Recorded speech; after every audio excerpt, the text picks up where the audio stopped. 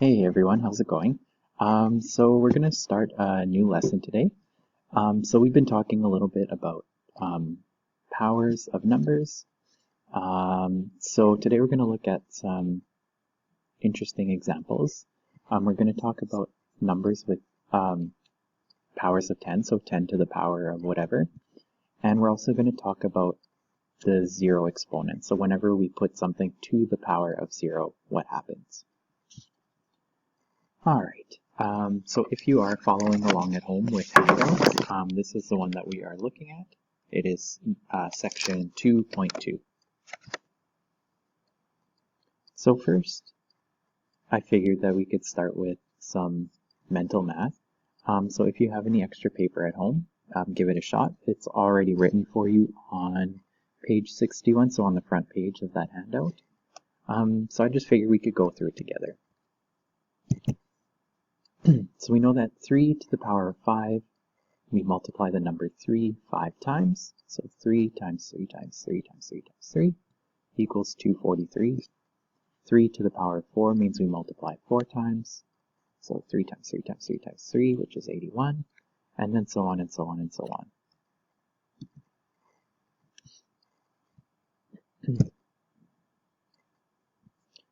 So the question that I ask, I'm assuming that you're not looking at the paper, but that's okay. What do you think 3 to the power of 0 will be? And maybe there's a pattern that can help us figure it out. So if we just look at this table again, here we have, we're multiplying 5 3's together and we get 243.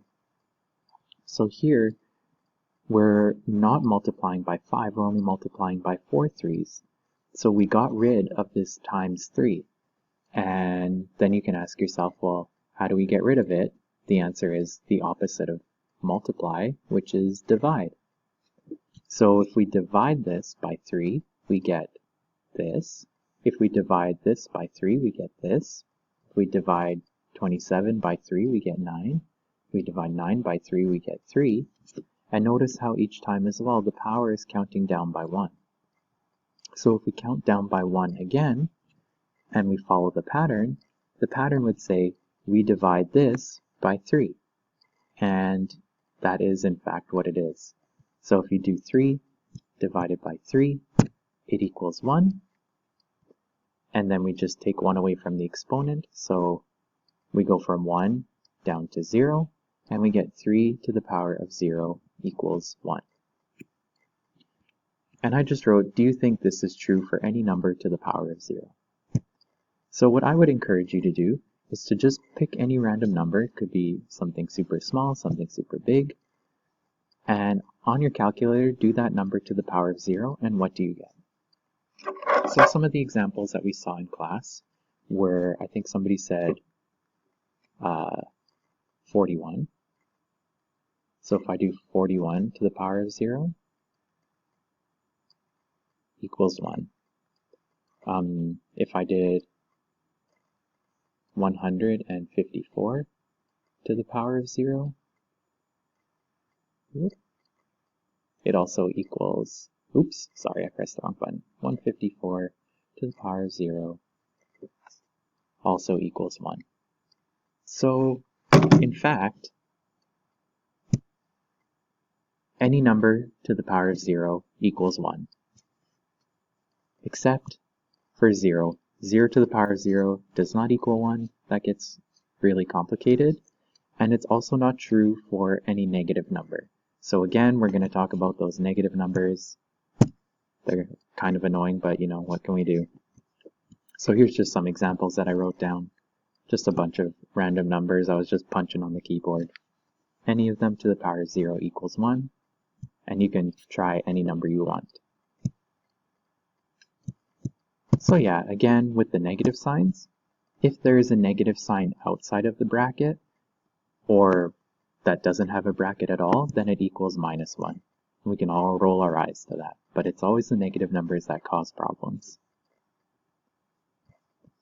So here's some examples of this. If I just put -6 to the power of 0 on my calculator, so -6 to the power of 0, like so, equals negative 1. These ones have negative signs in front, so they're also negative 1. This one doesn't have any brackets, so it's also negative 1. So at the bottom of page 61, there are just 4 examples there. So we can just go through them together pretty quick. This 8 to the power of 0, it's a positive number to the power of 0, so it just equals 1. The next one is negative 4 to the power of 0. There's no brackets or anything like that, so it equals negative 1. Then it's 4 to the power of 0, so just a regular number to the power of 0 equals 1. And then negative 10 to the power of 0. The negative 10 is inside brackets, so that also equals positive 1.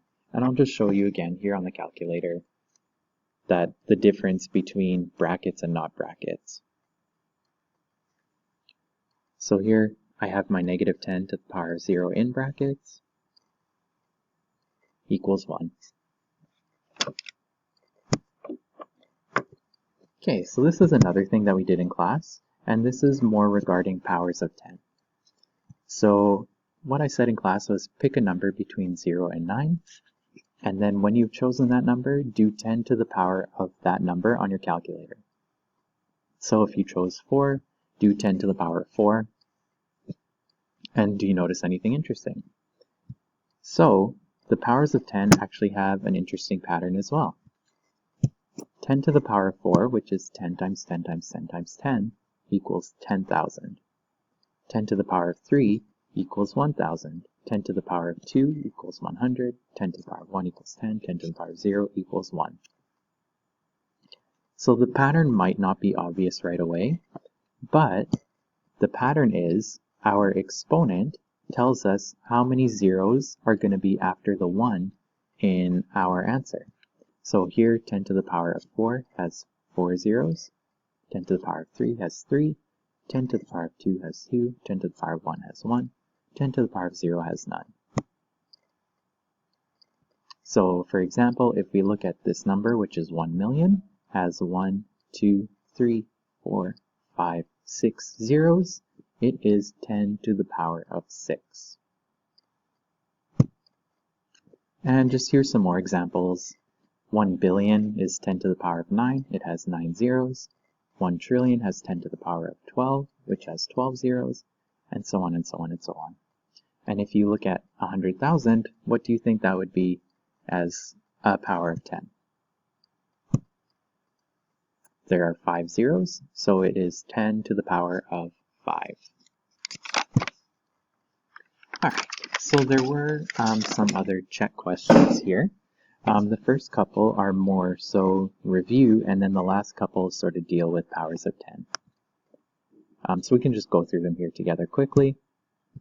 5 to the power of 1 is just 5. So anything to the power of 1 is just itself, which means that negative 7 to the power of 1 is going to be negative 7.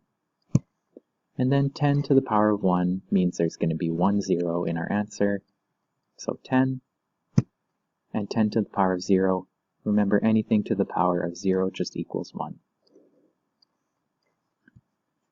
So there's one more thing, that I'm just going to talk about here quick. We can write any number as a sum of powers of 10. So for example, the number 7,423, we can write that as there are 7 thousands, and remember 1,000 is 10 to the power of 3, so that would be 7 times 10 to the power of 3. There are 4 hundreds, and 100 is 10 to the power of 2, so we can write that as 4 times 10 to the power of 2. There are 2 tens, so that's 2 times 10 to the power of 1, and there are 3 ones, so 3 times 10 to the power of 0. So we can write this number, 7,423, as 7 times 10 to the power of 3, plus 4 times 10 to the power of 2, plus 2 times 10 to the power of 1, plus 3 times 10 to the power of 0.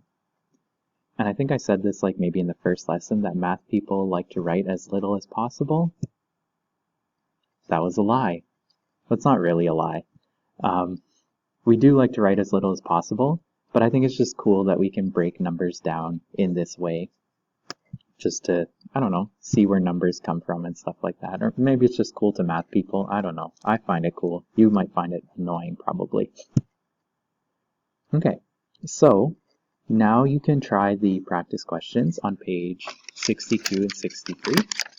So there is a question here at the bottom of page 62, and then there are a bunch of questions on page 63. And if you want, you only have to do half of the questions for each one. So for 2, you can only do ACE, or you can do BDF if you want, doesn't matter. Same with 3, 4, 5, and 6. And then there's also a page of skill builder questions. You can do them if you want. They're optional. Like, I think it's a good idea to do them. But like it's not something that you're going to get marks on or anything like that. So yeah, totally up to you if you want to do them, but I would recommend giving them a shot. So that's it for this lesson. I guess it went a little bit long, but hopefully it was okay. Yeah, so I'll talk to you guys in the next video. Have a good day. Bye.